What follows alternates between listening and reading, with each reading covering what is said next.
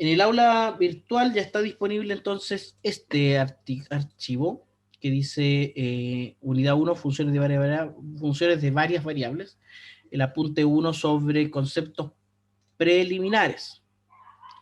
¿Cuáles son estos conceptos preliminares? El primero es introducirnos al estudio de de Rn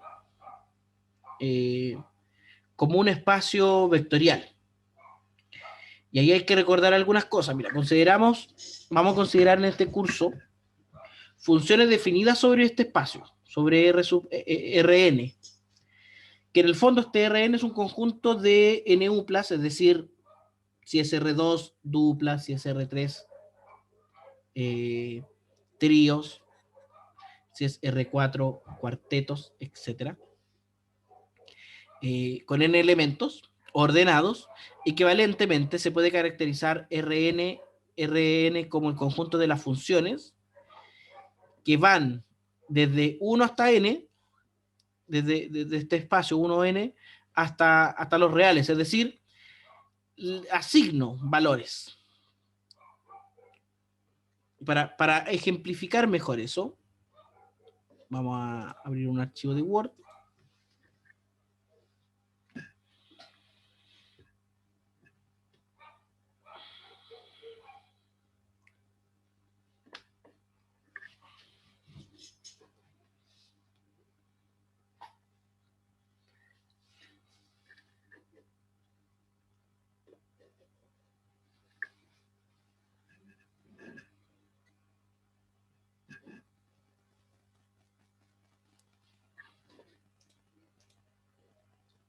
No encuentra el archivo. Debe ir a... no guardé los cambios, perdón. Ahí se va a guardar ahora. Ahí ya, debería estar en apuntes para la clase. Ya debería estar ahí. Ahora sí debería estar ahí.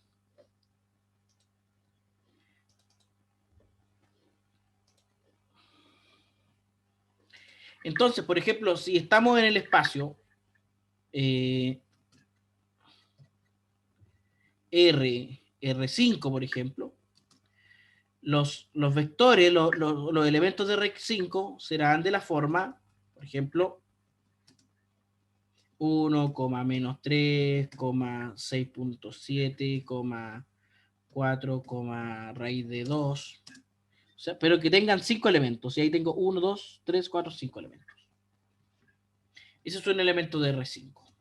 Si estoy en R7, bueno, voy a tener 7 elementos. 1, 2, 3, 4, 5, 6, 7.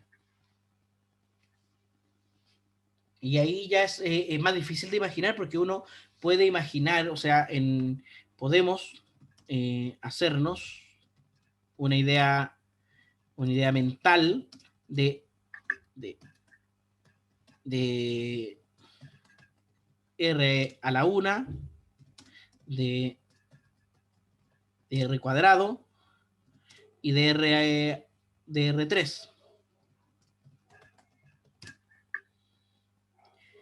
Pero más allá, escapa a nuestra imaginación. Entonces va a ser muy necesario abstraer el concepto. Dotado de dos operaciones. La operación suma, es decir, si yo sumo dos elementos de R3, por ejemplo, 1,7,6, y lo sumo por más menos 2,0,4, voy a sumar elemento a elemento, es decir, 1 más menos 2, que sería menos 1, 7 más 0, que sería 7, y 6 más 4, que sería 10. De la misma forma, se define la resta. Y la segunda operación importante es el producto escalar. El producto escalar necesita de un valor real llamado escalar. Y así, por ejemplo, 5, que va a ser el escalar, multiplicado por 3,9, menos 1, va a ser 5 por 3, que es 15, 5 por 9, que es 45, y 5 por menos 1, que es menos 5. Ese es el producto por escalar. Y aquí se presentan los dos de inmediato, dotado de las operaciones básicas suma y producto por escalar, es decir, alfa por x1 hasta xn, más beta por i1 hasta in, va a ser alfa x1 más beta i1, alfa i2 más beta i2, etcétera, hasta alfa xn más beta in. R sub n, o Rn es un espacio vectorial, y esto significa que el curso de álgebra lineal estudia básicamente estas funciones lineales que va desde dos espacios vectoriales, desde Rn hasta Rm. Vamos a tratar de continuar este estudio ahora para funciones no necesariamente lineales, en torno a los conceptos de continuidad y derivabilidad que serán apropiadamente definidos.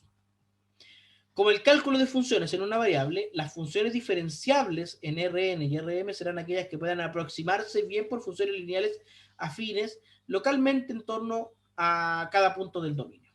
Y aquí quisiera ejemplificar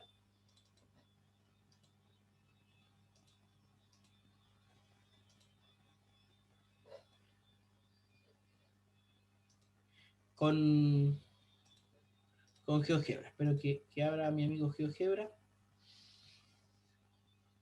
Porque aquí dice que una función es diferenciable si se puede aproximar mediante una función lineal afín, localmente en torno a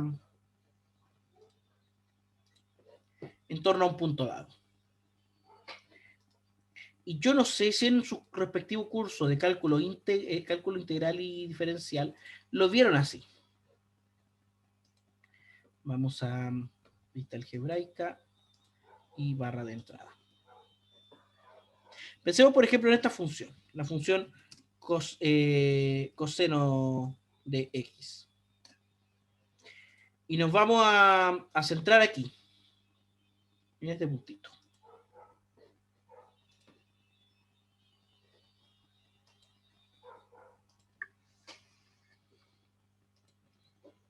Oye, si se pegó esto,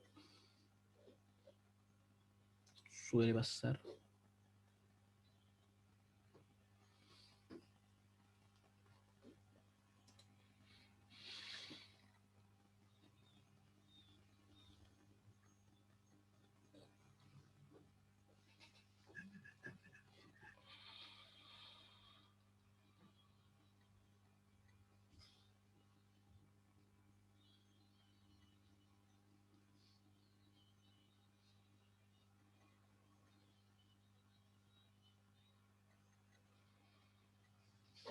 Por ejemplo, tenemos este puntito y nos queremos preguntar si la función es diferenciable, o sea, si es posible derivarla. Y aquí hay una idea importante sobre la diferenciabilidad de una función. Si es posible aproximarla cercano a este punto mediante una función afín. Y esa función existe para las funciones diferenciables y es la función, la recta tangente, digo. Porque uno dice, oye, pero yo miro esta recta y no se aproxima en nada a la función coseno. No, claro que no. Pero si nos acercamos a este punto, nos podemos acercar lo suficiente hasta notar de que sí, la aproximación, fíjate, mientras más cerca estoy, la aproximación mediante la recta tangente es más buena, es más cercana, mientras más cerca estoy. Y llega un punto en donde son casi iguales. Esa es la diferenciabilidad. Una función es diferenciable si existe esta recta tangente, esta aproximación afín, lineal, mediante la cual me aproximo a la función. ¿Y por qué es importante aproximarse a una función mediante una recta? Porque las rectas son fáciles de trabajar. ¿Ya? Este es el sustento de por qué, por ejemplo, el método de Newton-Raphson funciona. ¿Ya? Esta misma idea, de aproximarse mediante una función afín nos va a guiar para definir la diferenciabilidad. Por eso aquí dice, este curso continúa como en el cálculo de funciones de una variable, el ejemplo que acabo de dar, las funciones diferenciables en Rn, de Rn a Rm, serán aquellas que pueden aproximarse bien por funciones lineales afines, localmente, es decir, cercano, en torno a un punto del dominio. El concepto de límite se generalizará a Rn, lo que conllevará la extensión de las nociones topológicas básicas, ya conocidas de la recta real, al espacio Rn, especialmente aquella de continuidad de funciones. Entonces nosotros vamos a estar con este tipo de funciones. Ya, hoy aquí la escritura quedó más o menos. Con la ayuda del álgebra lineal, la noción de diferenciabilidad aparece de modo prácticamente natural. El cálculo integral, en el caso nuestro, también se extenderá a funciones que van desde Rn a Rm. En interpretación geométrica, cuando n es igual a 2 y m es igual a 1, se trata de obtener una noción apropiada del volumen bajo el gráfico, bajo una superficie. Pero en ese caso nada más. Entonces uno se tiene que preguntar, para funciones de varias variables, de Rn a Rm, ¿qué significa la integral? ¿Qué significa la derivada? La extensión de las nociones del cálculo diferencial e integral a funciones, a ver, un segundo. Topológicas tiene que ver con las propiedades puramente geométricas de un objeto matemático. La recta tiene ciertas propiedades que uno las puede abordar desde lo geométrico, desde lo algebraico, y lo topológico tiene que ver más con lo geométrico basándonos en la distancia.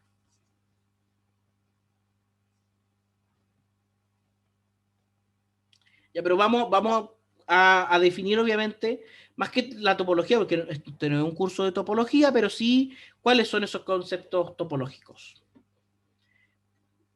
La buena comprensión de los conceptos del cálculo de una variable, y aquí es importante que usted tenga bases respecto al cálculo de una variable que sean fuertes. Es una condición necesaria para entender aquello de este curso.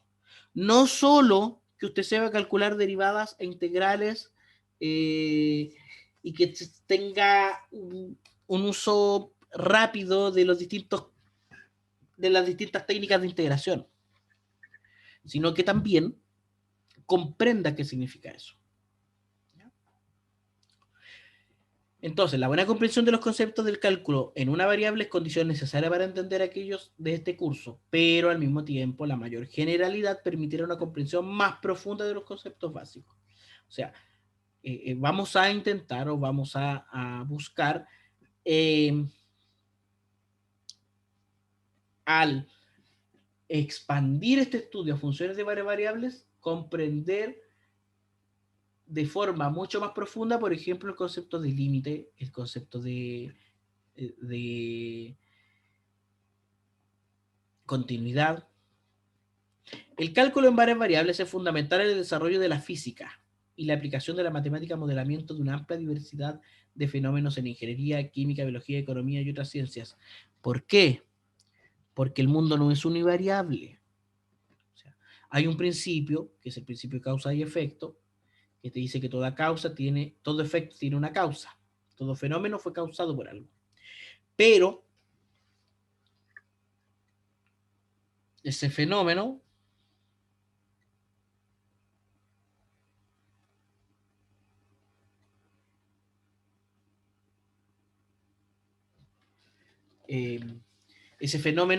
no tiene solo una causa, no hay una sola variable que influye en él.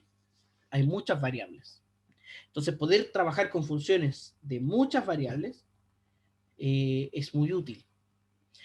No es el rol de este curso, obviamente, el análisis de modelos de los cuales el cálculo se aplica, sino la profundización en los conceptos matemáticos inherentes al cálculo, que son por sí mismos delicados y profundos, en parte por ellos sus posibilidades virtualmente ilimitadas. O sea, el estudio del cálculo en varias variables se aplica a infinidad de elementos.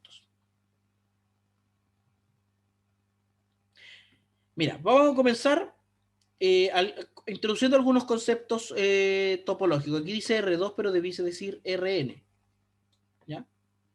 Como espacio vectorial normado. Es que para evitar esto voy a abrir el mismo archivo pero en Word para modificar lo que hay que modificar, porque hay algunas cosas que están escritas horriblemente. Y para eso me voy a excusar en que igual uno escribe esto. Por ejemplo, no sé por qué puse una R mayúscula aquí. Si esto debería decir R elevado a N.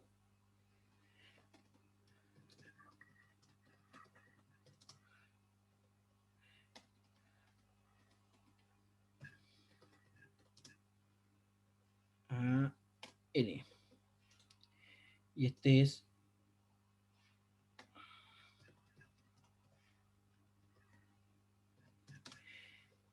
y luego estaba acá. Este R N como espacio vectorial normado. El propósito de este apartado es la introducción a algunos elementos topológicos básicos asociados a la estructura del espacio normado con la que naturalmente cuenta este RN. El modo más natural de medir distancia, a eso refiere la topología, para que me había hecho esa pregunta, a la medición de distancia. Y la medición de distancia, por ejemplo, en R1, aquí R1 sería la recta X, la distancia entre el 1 y el 6, o entre el menos 2 y el 3, es la diferencia entre 2 y menos 2 y 3 en valor absoluto. Y uno dice, a ver, menos 2, menos 3 es menos 5, en valor absoluto es 5. Quiere decir que la distancia entre el 2 y el 3, entre el menos 2 y el 3 es 5. ¿Ya? O sea, ahí la distancia no tiene mayor problema. Luego uno tiene el espacio R2, y ahí medir distancia era un poquito más complejo porque había que utilizar el teorema de Pitágoras. Y uno decía, ah, mira, aquí, con este, con este.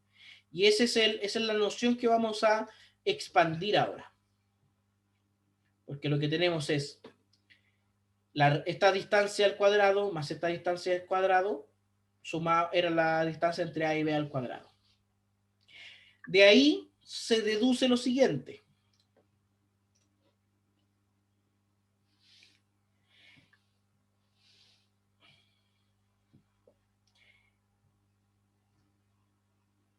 El modo más natural de medir distancia entre el origen o vector nulo, es decir, el 0,0 o el 0,0,0,0, tantos ceros como dimensiones tiene el espacio,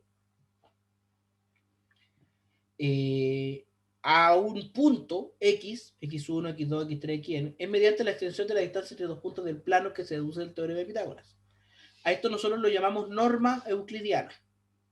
Y en el fondo va a ser, para saber la norma de un vector, es decir, qué tan largo es un vector, qué tan grande es un vector, va a ser la sumatoria de los cuadrados de los valores absolutos de cada uno de los elementos. Y aquí voy a mostrar un ejemplo en R3.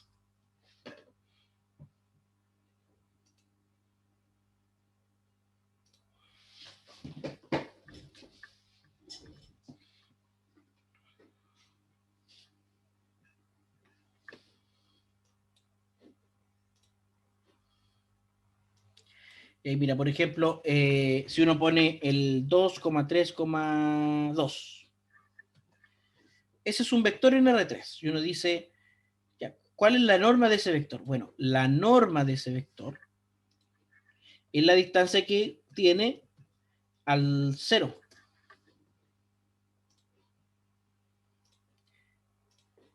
La distancia de ese segmento es la norma de este vector. Entonces, ¿cómo uno calcula esa norma? En el caso de esta norma, o sea, si queremos calcular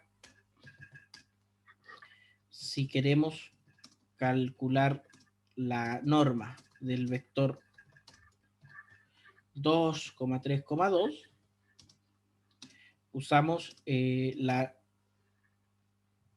norma euclidiana, que sería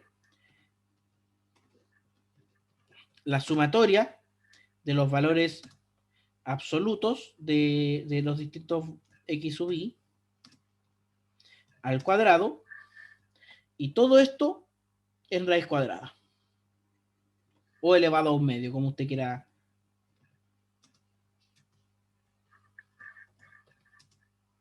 Que en este caso sería todo esto elevado a un medio,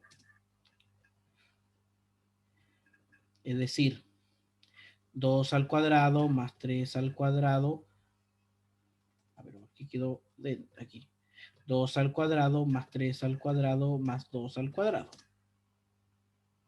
Es decir, 4 más 4 son 8 y más 9 son 17. O sea, la raíz cuadrada de 17. ¿Alguien me puede dar un valor aproximado de la raíz cuadrada de 17? Tiene que ser 4, algo. Puede ser 4,1 y tanto. 4,1. Que la de 16 es... Ah, claro, la 16 es 4. Nos vamos a quedar con esa aproximación, 4,1. Y GeoGebra nos dice que una buena aproximación es 4,12. O sea, estaba bien cercano del compañero. Esa es la norma del vector. A eso se refiere esta norma. Y se denota con esta doble barrita. ¿Ya? Se denota con esta doble barrita. La norma euclidiana está relacionada con el producto punto, producto interno canónico de los vectores. ¿Les suena el producto punto o producto interno canónico? No. Ya. No. Entonces lo vamos a dejar aquí en estos apuntes extra. Sí, Fabián dice sí. Ya. Mira, si tengo dos vectores, el producto, por ejemplo, de 3, menos 1,6 multiplicado como un producto interno, por ejemplo, 2,4, menos 2, va a ser la sumatoria de los x sub i multiplicados por los i sub i. Es decir, 3 multiplicado por 2 más menos 2 multiplicado por 4 más, pero ¿por qué aquí me lo separa? Más espacio menos. Más espacio menos. No, más 6 multiplicado por menos 2. Esto sería 6 menos 8 menos 12. Y eso me da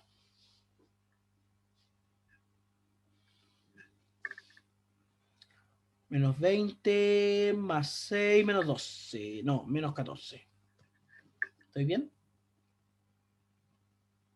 Quiere decir que este producto interno canónico toma dos vectores, cualquier par de vectores en cualquier espacio, y los convierte en un número real. Entonces se comprueba de esta forma que la norma de un vector, sea cual sea el vector, va a ser la raíz cuadrada del producto interno canónico consigo mismo.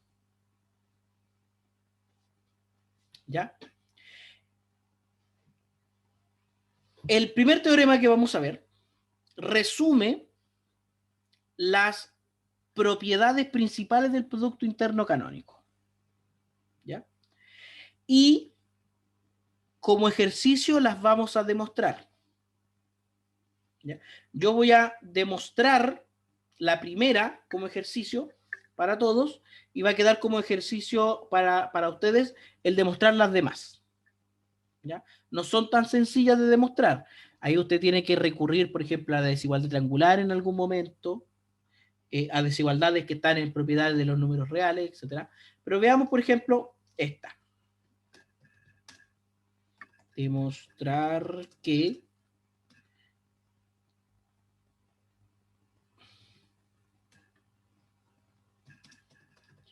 para todo alfa en los reales, y para todo x en Rn. Vamos a intentar demostrar esto. Entonces lo que demostración. ¿Qué voy a hacer? Mediante pasos lógicos debidamente justificados y mediante propiedades de los números reales que ya conozco, voy a partir de acá, ya, o sea, comienzo desde acá,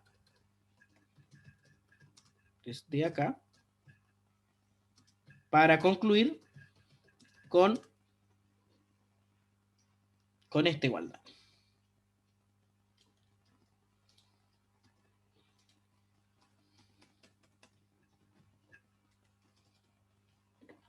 Entonces vamos viendo.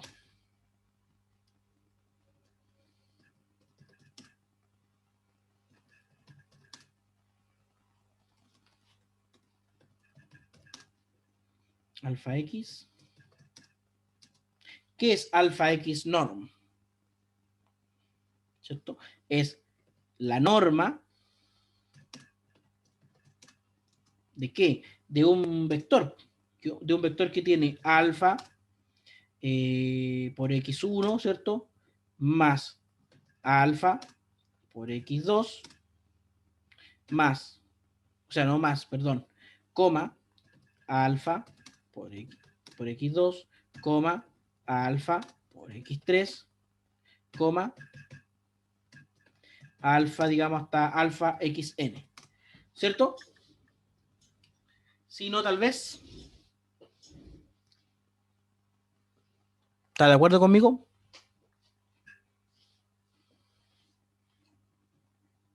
Y esto es, por definición, de producto escalar. Por eso digo lo que digo aquí. ¿Ya? El primer paso, estamos bien. Luego, voy a tomar esto y lo vamos a transformar, lo vamos a escribir de otra forma. Esto lo puedo escribir como la raíz cuadrada de el producto punto entre estos dos vectores.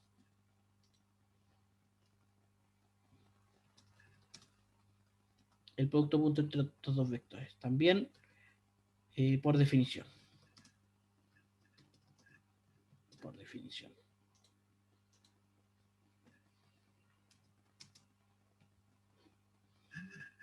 Ahora, esto a su vez también lo puedo escribir de una forma en particular.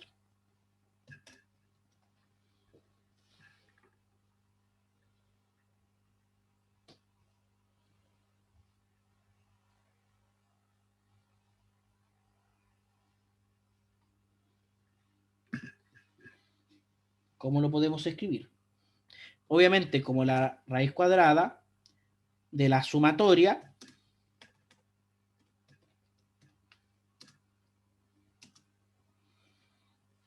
de alfa al cuadrado multiplicado por x sub i al cuadrado.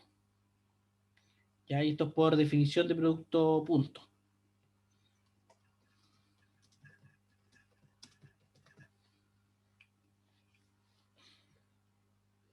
¿Estamos de acuerdo con eso? Voy a achicar un poquito esto porque quiero que... Ya.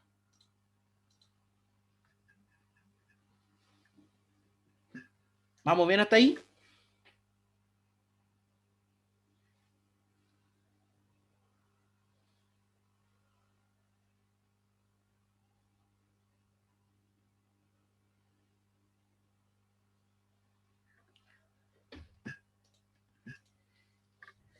Sí, oye, disculpen.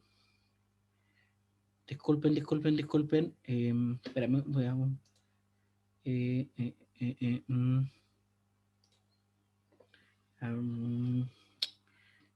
oye, les quiero contar una cosita. El año pasado terminé, yo hice un máster en la Universidad de Huelva y me especialicé en un modelo de investigación que se llama modelo del conocimiento especializado del profesor de matemática, cuyos principales exponentes están en España. De hecho, ahí nace en España, en la Universidad de Granada, la Universidad de Huelva y la Universidad de Sevilla.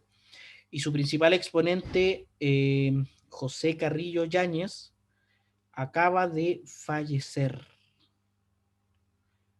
Me acaba de llegar la noticia,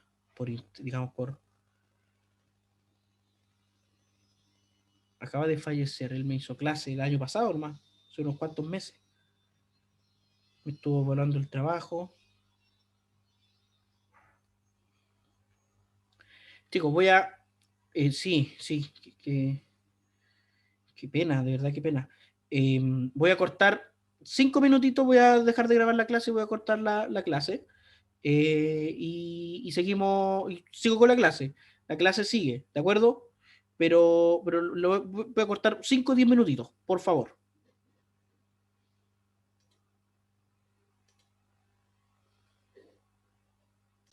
Estábamos viendo aquí compartiendo la pantalla, y estábamos, a ver,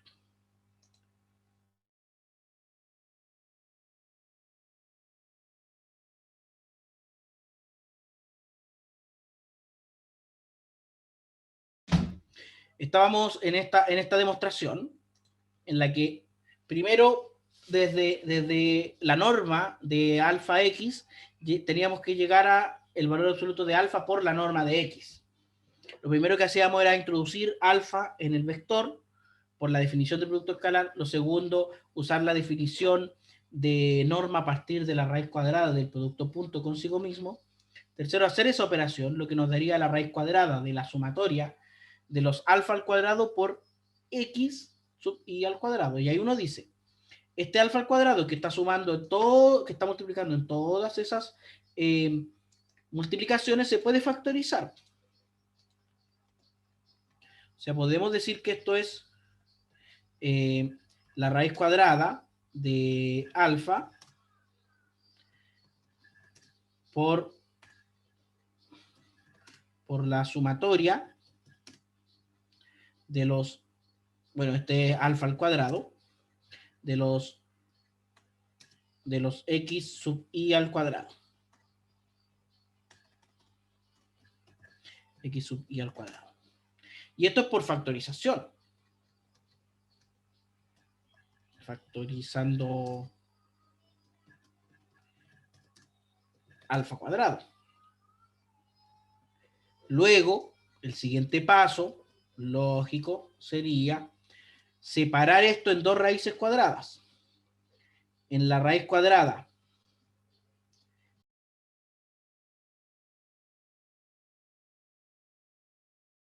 al parecer me perdí un ratito ahí de la grabación.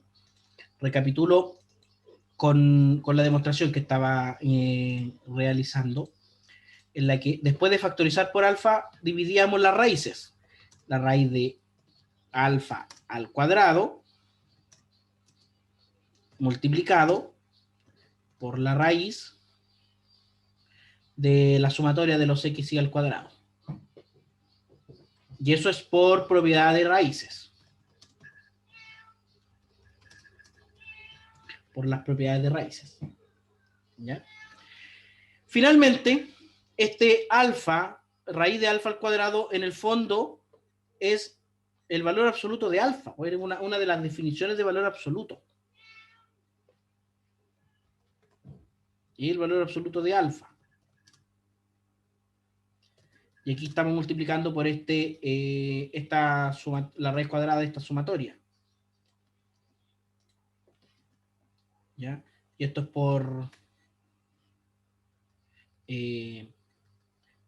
por definición de valor absoluto.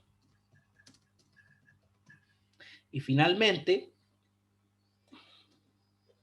una definición de norma es esta, la de los productos. O sea, esto es igual al valor absoluto de alfa multiplicado por la norma de x. Esto es por definición de norma.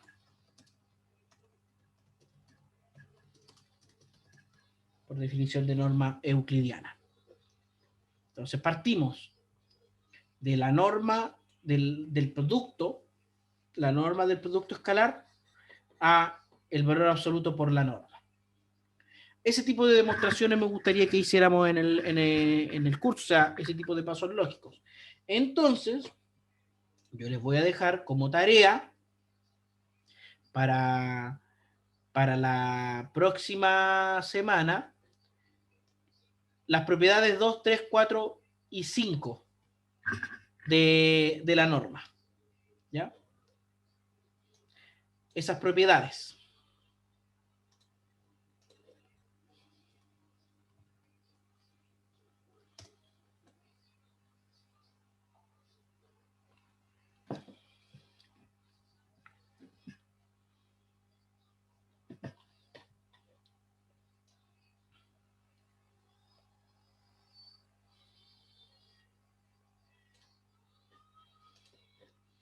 Para así avanzar hoy día. A ver, ¿qué dice? Profe, ¿me deja ver su demostración que no alcancé? Ah, ya, no, sí. Comparto inmediatamente la pantalla, perdón. Vamos a juntar esto.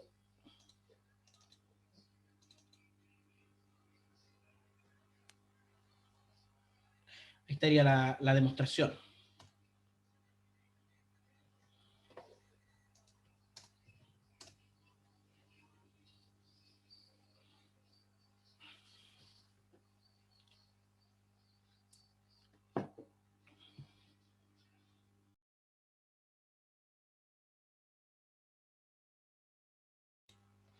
Chicos, disculpen, hay un tema ahí con la conexión a internet. Estaba compartiendo la pantalla de la demostración a petición de algunos compañeros y compañeras. Y quisiera avanzar un poquito con sucesiones y convergencias. ¿Ya? No sé si se alcanzaron a anotar la demostración.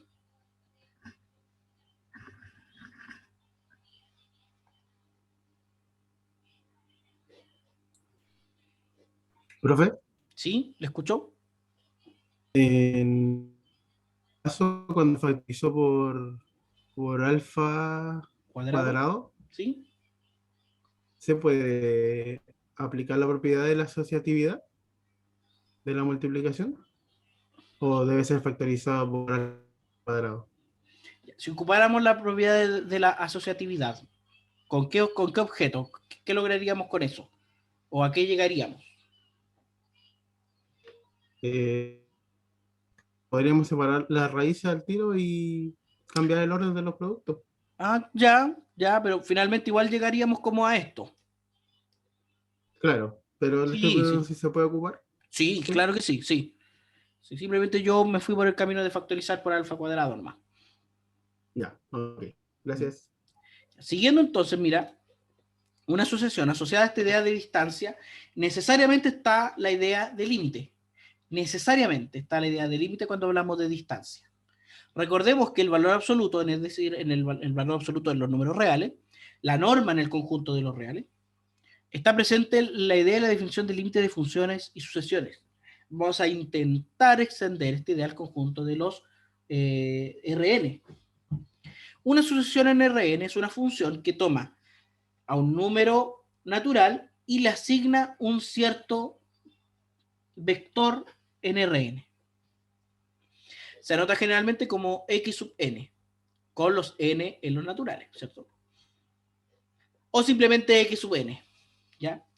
Mira, aquí hay dos ejemplos de sucesión. La primera sucesión, ¿en qué espacio vectorial está? ¿O qué dimensión tiene? Esa primera sucesión.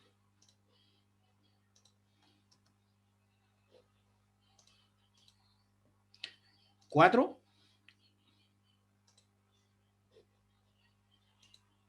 ¿3? Sí, 3. Y uno puede decir que aquí que x sub 1, x sub 1 sería 2 por 1 menos 1, es decir, 1. Después e elevado a 1 más, o sea, coma, a la cuarta, es decir, 1 a la cuarta, 1. Ese es el primer elemento. el x sub 2 de esta sucesión sería 2n. 2n, 2n menos 1, ¿sí? 2 por 1, 1, 2, menos 1, 1, ¿sí? El segundo sería 2 por 2, 4, menos 1, 3. Después tendríamos e al cuadrado. Y luego 2 a la cuarta, que sería 16. El tercer elemento, x elevado a 3, sería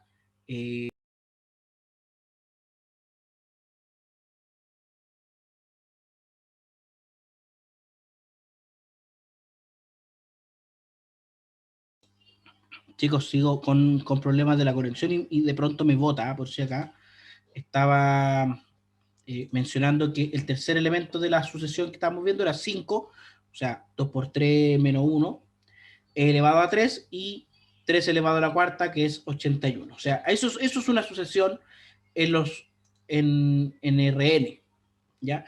Estas expresiones representan respectivamente sucesiones en R3 y en R2. Si tenemos una sucesión en Rn, diremos que converge sí o sí, o sea, converge a un cierto x, si el límite, cuando n tiende a infinito, de la norma de la resta es igual a 0. Es decir, si la distancia entre estos vectores es cada vez más pequeña, tanto que tiende a 0 en el infinito, entonces converge. En ese caso escribiremos que el límite cuando n tiende a infinito de la sucesión es x. ¿Ya?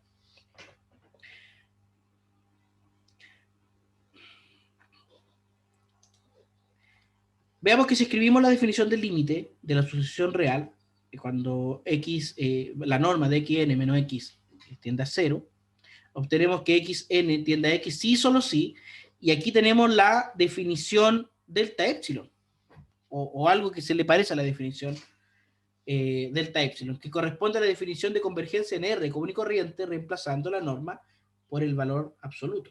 O sea, una sucesión en cualquier Rn cualquiera, converge a x, sí, solo sí, para todo epsilon mayor que 0, existe un n sub 0 en los naturales, tal que todos los que están después están más cerca de x que epsilon. Y aquí me voy a ir al ejemplo en R2, mira, o aquí un ejemplo. Mira. Voy a hacer un deslizador entero que va entre 1 y 200.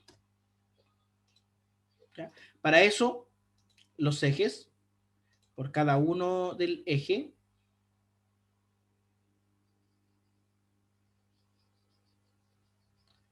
y por cada uno del X vamos a avanzar 200, ya, ahí estamos. Así que este inclusive lo podríamos tirar al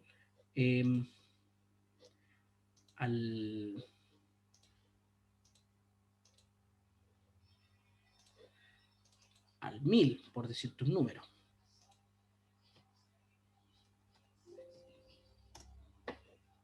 Y con eso podemos generar sucesiones reales. Por ejemplo, la sucesión 2n. 2n, o n, 2n. Y esta sucesión se va a la punta del cerro. Ahora si ponemos 2n dividido en n más 1, ahí tenemos otra sucesión.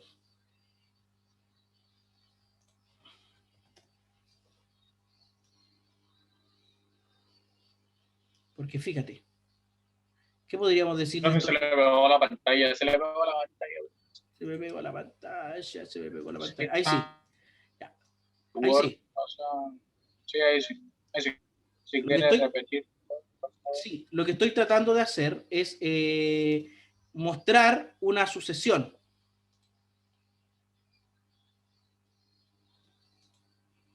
Una sucesión.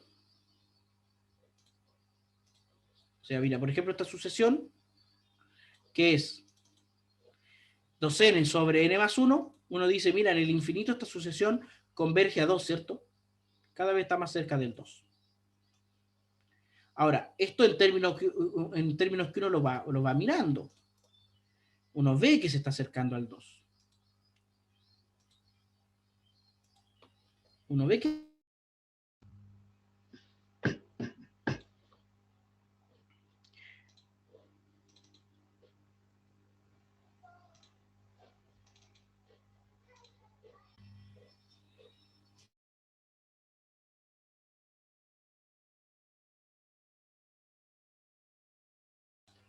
Ahí sí. Les decía, uno ve aquí que efectivamente se está acercando al 2. Pero quisiera que lo viéramos a la luz de esta definición, o que entendiéramos esta definición de forma gráfica. ¿Ya? Entonces vamos a generar ahora a su vez un epsilon. Este epsilon le va a poner e solamente. Es un número mayor que 0, pero bastante pequeño, entre 0 y 1, por ejemplo, o 0.5.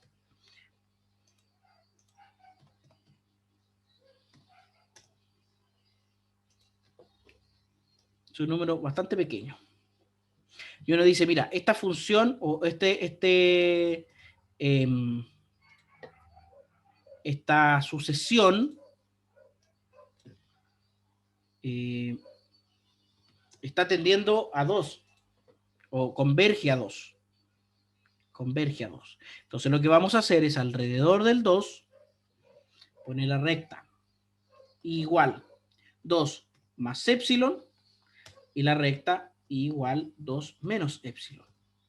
¿Qué estoy haciendo con eso? Generando este apartado de la definición. Ese intervalo. El límite más epsilon y el límite menos epsilon. Entonces, ¿qué me está diciendo esta definición? Que por muy pequeño que sea el epsilon, por ejemplo, digamos el epsilon igual a 0,09. Si en algún momento los valores de la sucesión ingresan a este intervalo, entonces ya no vuelven a salir. ¿Te fijas? Pero que existe un elemento a partir del cual pasan de estar afuera y luego ingresan. ¿Cuál es este valor en la definición? Es este n sub 0 en los naturales, a partir de cuál en adelante los más grandes que él, todos están en el intervalo. Eso significa el límite de una sucesión real, en términos de valor absoluto, del epsilon. Y mientras más pequeño es este epsilon, probablemente tenga que ir más allá con el n. Pero va a existir algún n a partir del cual, de ahí en adelante, todos los demás están dentro.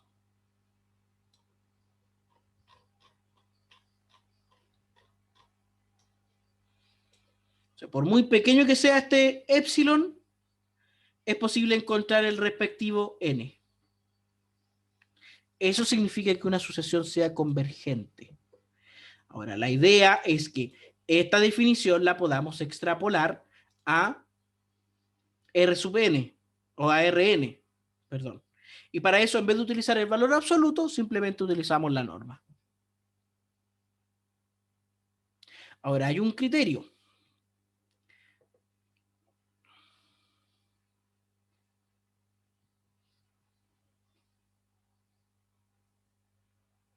Mira, si tenemos, que el teorema 2, si tenemos una sucesión que a su vez está conformada en el vector por sucesiones más pequeñas, podemos decir que la sucesión converge si cada una de las sucesiones pequeñas lo hace.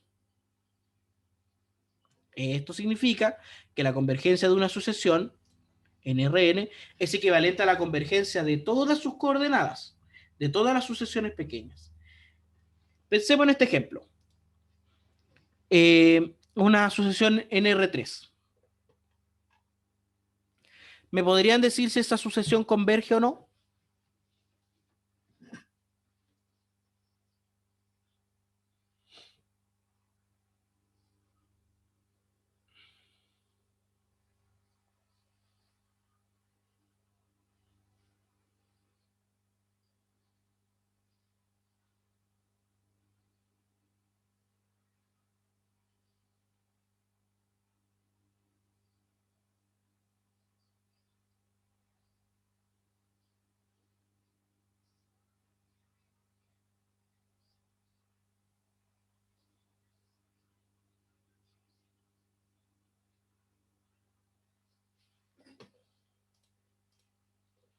No me dice José y no me dice Fabián.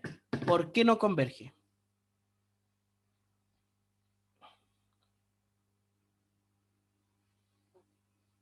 ¿Por qué no converge?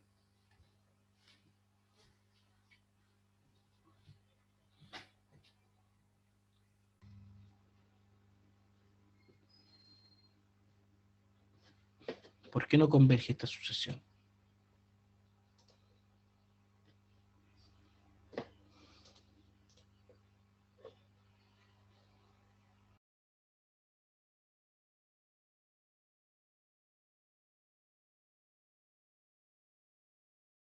No alcancé a leer o a entender la respuesta de por qué no convergía esta sucesión.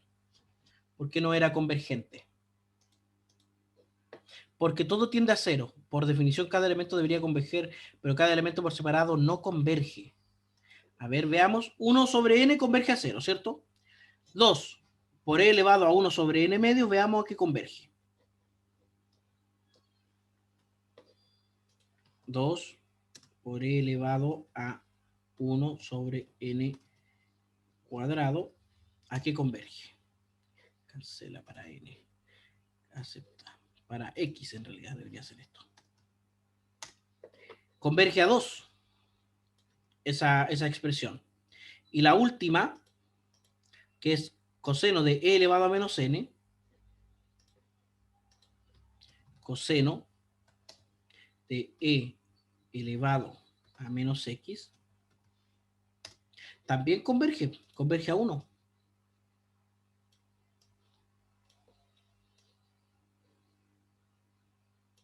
Porque esto converge a 0. Entonces converge a coseno de 0. No. Ya, qué bueno que sale esta duda. No tiene que ser al mismo elemento. Cada uno es convergente a un valor específico, pero cada una de las sucesiones internas que conforman la sucesión más grande tiene que ser convergente a cualquier valor, pero tiene que ser convergente. ¿Ya? Chicos, estoy con problemas de conexión que me hacen salir y entrar, y lo que supongo que hace que la clase sea un poquito difícil de llevar. Vamos a dejar hasta aquí lo de hoy, hasta el ejemplo, ¿ya? Y ya la próxima semana nos metemos al tema de la interior adherencia con conjuntos abiertos y cerrados. Y queda de tarea, eso sí, ojo, el teorema 1, la parte 2, 3, 4, 5. ¿Ya? Esto va a está en el aula virtual y la grabación la van a encontrar durante el día también en el aula virtual. Dicho eso, se cuidan, se portan bien, se acuestan temprano. No sé si quedan dudas, preguntas.